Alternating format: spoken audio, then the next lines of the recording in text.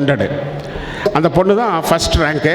அந்த பொண்ணுக்கு தான் ப்ரொஃபஷனல் அட்மிஷன் கார்டை நான் ஹேண்ட் ஓவர் பண்ணுறேன்.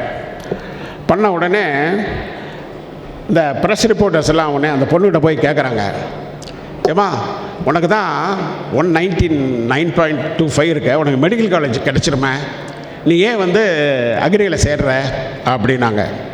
உடனே அந்த பொண்ணு சொல்கிறா, sir I want to become an IAS officer, அதனால தான் நான் வந்து அக்ரிகல்ச்சரில் சேர்றேன் அப்படின்னு சொன்னாங்க.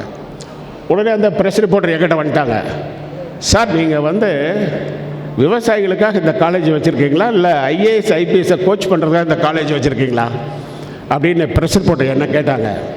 நான் உடனே அவங்ககிட்ட சொன்னேன், என் arts and science graduate become the administrator IAS IPS ஆகிறத விட என் agriculture graduate become the IAS IPS ஆஃபீஸ்னா they know about the farmers and agriculture, they can do perform well, நல்லா பண்ணுவாங்க.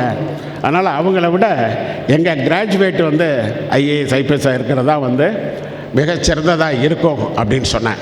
அதனால் நீங்கள் வந்து அக்ரிகல்ச்சர் கோர்ஸை நீங்கள் எடுத்திங்கன்னா ரொம்ப நல்லாயிருக்கும். இன்றைக்கி வந்து பல்கலைக்கழகத்தில் கோர்ஸ் இருக்குது, அதை விட அஃபிலியேட்டட் காலேஜஸ் 28 கல்லூரிகள் இருக்குது.